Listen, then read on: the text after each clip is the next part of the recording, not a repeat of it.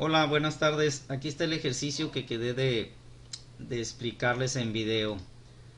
El tema, pruebas de hipótesis para muestras apareadas. Se trata aquí, el ejemplo habla de un programa de entrenamientos para aumentar la altura en el salto de los jugadores de baloncesto. Para eso se tomó una muestra de 8 jugadores, se midió el salto que tenían, entraron al programa de entrenamiento y un mes después de terminar el programa de entrenamiento, se midió su salto nuevamente. Estas son las medidas de la altura de los saltos que tenían en pulgadas de los 8 jugadores.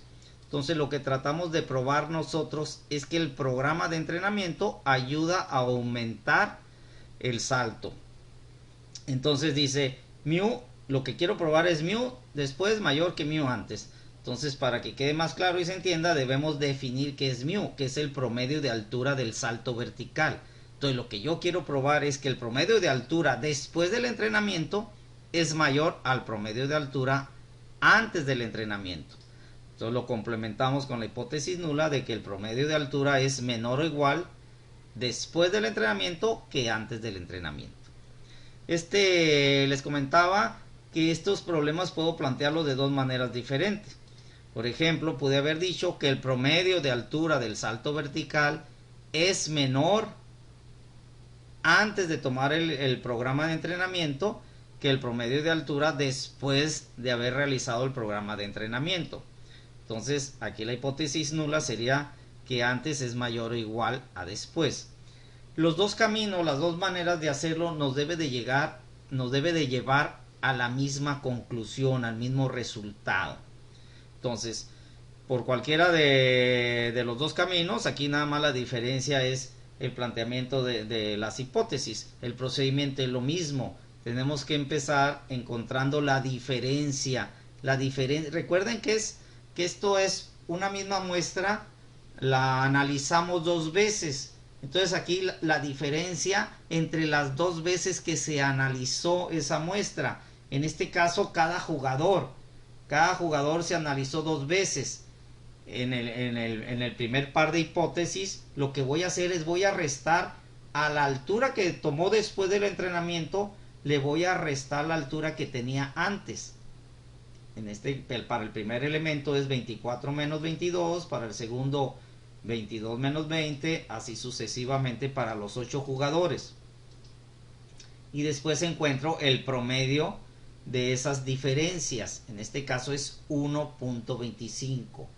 ¿Cuál es la variación aquí? Pues la variación al aplicar el segundo caso, técnicamente el procedimiento es exactamente igual. Va a haber una variación en el resultado, porque aquí lo que voy a restar es mu antes, le voy a restar el promedio después, que en este caso nos quedaría 22 menos 24, el resultado es negativo, 20 menos 22 también negativo, así sucesivamente. Entonces tenemos un promedio muy parecido, pero con signo contrario, menos 1.25. Entonces, ¿de qué se trata? ¿Cómo voy a encontrar la diferencia?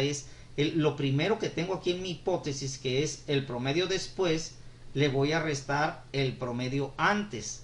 Por eso quedó después 24, antes 22. A este 24 le resto el 22. Y si voy por este camino, me dice que le voy a restar a la medida de antes, le voy a restar la medida después. Por eso en este primer caso la medida antes es 22 y la de después es 24. Por eso 22 menos 24 me da menos 2. Entonces es la única diferencia. Cambian los signos, pero el procedimiento es igual. A este primer dato le resto el segundo. A este primer dato le resto este segundo. Y procedemos, vamos a suponer por el primer par de hipótesis que planteamos, pues la resolvemos como hemos resuelto las pruebas de hipótesis, generando primero nuestra gráfica de una o de dos colas. En este caso, la hipótesis alterna es la que me lo determina. Dice mayor que, cuando es mayor que, habla de una cola mayor, quiere decir hacia la derecha. Y esa cola es la zona de rechazar. Vamos a manejar un alfa de 5%, que creo que no se los puse en el enunciado, pero vamos a manejar 5%. Entonces, si la zona de rechazar es 5%, la zona de no rechazar es el complemento, 95%. Entonces, ¿quién divide a la zona de rechazar y de no rechazar? Es mi valor de tablas. En este caso voy a utilizar la tabla T-Student con un alfa de 5% y grados de libertad de n-1. N es 8, menos 1 es 7, por eso tenemos T de 5%, 7 grados de libertad.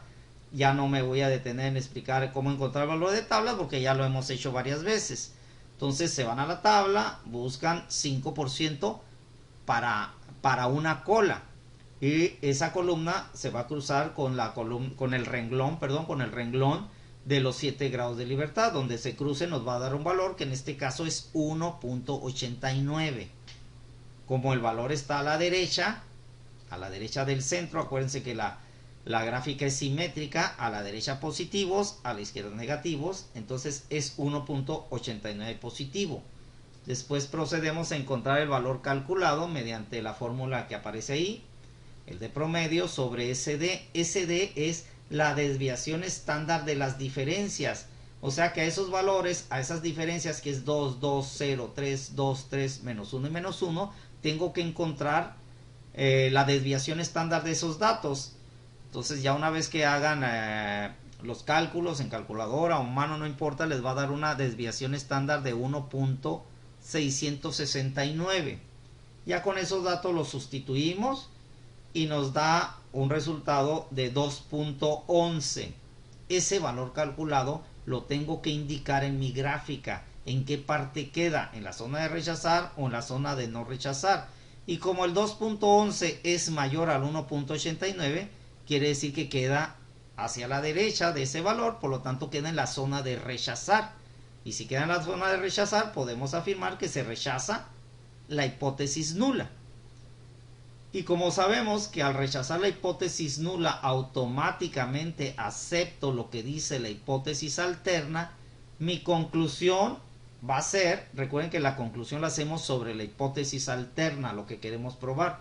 Y como rechacé la nula, acepto la alterna y puedo decir que el promedio de altura de los saltos es mayor después de tomar el nuevo entrenamiento, ¿sí? O el promedio de altura de los saltos después de tomar el entrenamiento es mayor al promedio de altura de los saltos antes de tomar el entrenamiento.